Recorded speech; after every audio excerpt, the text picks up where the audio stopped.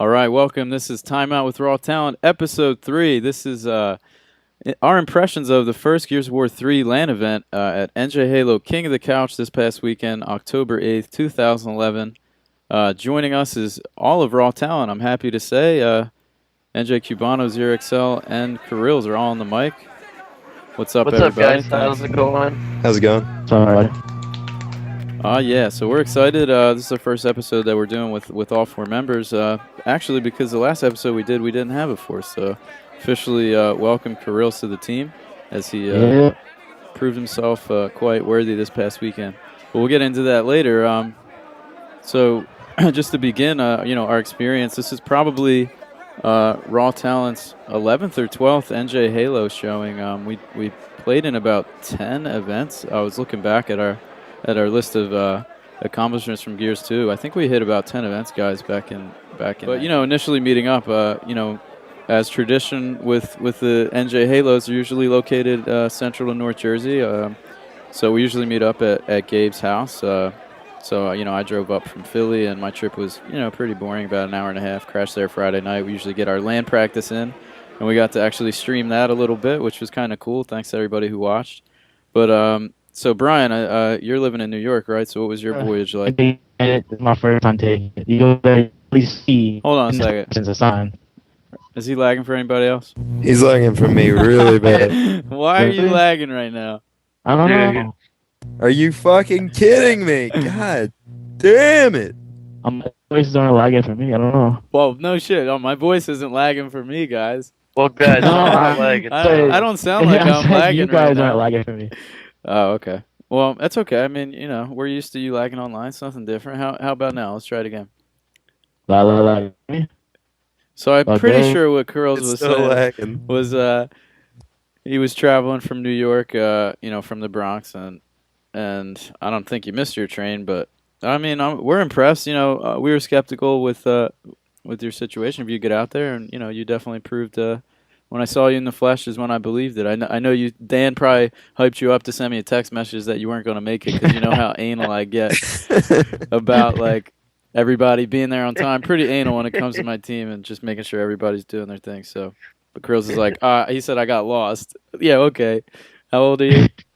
So I knew Dan's always trying to bust my balls like that. So whatever, he made it there, and we all met up at Gabe's house, and how was so we played LAN that night, and if you guys recall, we hit up the split screen, thought we'd be playing split screen the next day, even though we actually didn't. But how was that split screen on Gears 3? Since we actually didn't get to comment that, I don't know many people actually played it yet. Gabe, what'd you think of it?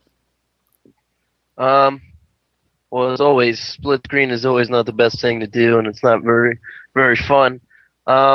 It's definitely playable. I mean, we only played it for like an hour or so, and it was kind of frustrating a little bit since we were playing a decent team. It definitely will take some time, and I'm sure everybody would be on the same level if we were all split screening. But I definitely not looking forward to it again if MLG decides to go with split screening in the first couple of rounds or whatnot, like they did for the Gears 1. Right. And it definitely, less stations moves tournaments along quicker, but we didn't have use of that at Gears 3. So at the event, I mean, we finally got there. We were about an hour late. We woke up the next morning. We always stop at Quick Check. We got our breakfast, our coffees, and everything. So we get there, and it was no problem that we were an hour late because the line was into the lobby through all the way into this restaurant. The line was ridiculous. And the first thing that came to mind when I saw this line was like, is this for Gears of War 3? Because NJHALO represents a lot of different games. It's got Halo, it's got Call of Duty, it's got Madden. He's recently been having Pokemon card game, and I think the DS game too. So, I mean, was that line a surprise to you, Dan, when you saw that? It was definitely a surprise to me. Coming in, I knew that Gears 3 was going to be a huge hit with NJHALO, but I had no idea that was going to be that big. And, I mean, the stats say it all. There was 51 2v2 teams and 26 4v4 teams. It was insane for a local tournament. Yeah, that was the biggest Gears of War showing I've seen at NJHALO, so that was super exciting. Not only for, the NJHALO, the future King of the Couch tournaments, but just for the game success in general. Having other leagues see that type of showing is going to be good for for the competitive game itself. So with that, I mean, we didn't get to play our first match for a few hours that we were there, just because the amount of teams that were there. But when we did, Like 7 hours. what's that? 7 hours? Yeah. Like 7 hours. Yeah, it took quite a while, but we finally got on there, and that's when my voice started to go. It's been a couple years, but I mean, I was just so excited. Like, honestly, it's just so fun. I just can't explain the LAN play. If you guys haven't played on LAN before, it's just a completely different game, and just staying hyped, man. It's a lot of fun. So, but with that, I mean, this was the first time we did play on LAN. So, Gabe, did you expect any sort of differences? Did it feel like you were on LAN when you were playing? Like, what was your experience just overall with the game on LAN? Overall, the game on LAN felt really good. It felt like I was playing like I was on LAN for Gears 1 and Gears 2. The shots are more consistent. I feel like, if you really feel like you're killing the person, you really are. I mean, I feel like, damn, I said I feel like a million times. But it felt great. I'm sure everybody felt the same way. The Lancer shots definitely put in damage. The shotgun shots definitely worked. I mean, the pistol is definitely effective. I feel like the pistol was, has the power like it did in Gears 2, even though my man Immortal Spawn doesn't feel like that, and he feels like using the Lancer all the time. But I definitely enjoyed using the pistol on LAN. I had a lot of fun with it. It's definitely going to be a great game for LAN. I have no issues with it as of right now. I didn't really see anything, and I hope not to see anything for a couple of updates. But it's definitely looking good for Gears. I was going to say that I've been asked this a couple of times about the difference LAN to LAN. Honestly, in this game, I think they did it right, because maybe it's just because I have a good connection when it's not spiking or lagging or whatever. It really didn't see that much of a difference. Like, I was honestly, I sat there playing. I was comfortable. I didn't have to worry. Oh man, it's such a difference. I mean, the pistol I was talking about still has problems. Yeah. It's not 100%. Krills enjoys LAN play because he doesn't sound like that when he's on LAN. Just so everybody knows. Yeah, your mic's still messed up, so. Yeah, it's pretty bad. But Dan, what about I'm laughing because this is what we have to deal with, right? What about you, Dan? Playing on LAN, how'd you feel from online? I definitely love LAN play. LAN play is where it's at. My connection is horrible, just like Kirill's is. So when I'm playing on LAN, I could actually land shots and kill opponents. So I'm excited about that. The one thing I do say I do not like, though, is that the pistol has a cap on it as to how fast that you could shoot it. Well, when I'm trying to support my team, for me, once I run out of Lancer bolts, as opposed to reloading, I'll switch to my pistol to get those couple extra shots instantly, as opposed to reloading my clip. With the cap on LAN, it's really hard to get those downs off that I'm trying to get off for getting those last 2 or 3 shots in the person. I really hope that they fix that and that they make it just so whoever is using the pistol could shoot it as fast as the host can, because currently only the host could shoot it as fast as they could, hit the right trigger, but everyone else is at a disadvantage.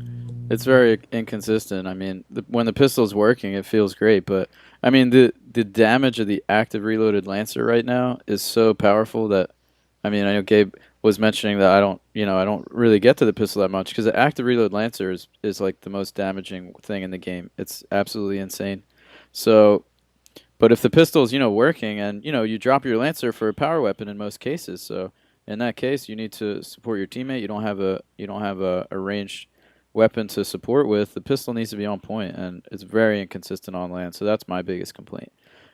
Second complaint would be the lack of spectator mode, which gets into this event being live streamed with like 1,000 viewers like throughout the whole event, this 22-hour event. So that was amazing.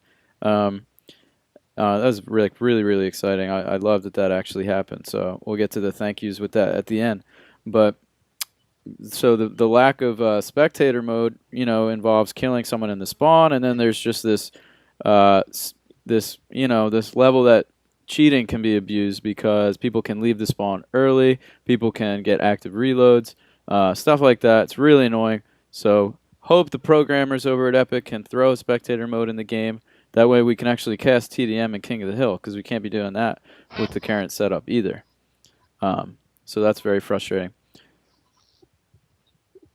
So moving on to, I wanted to hear, everybody's like favorite moment from the event. We talk about how many teams were in attendance, the spectating, the live stream, and everything was such a huge success.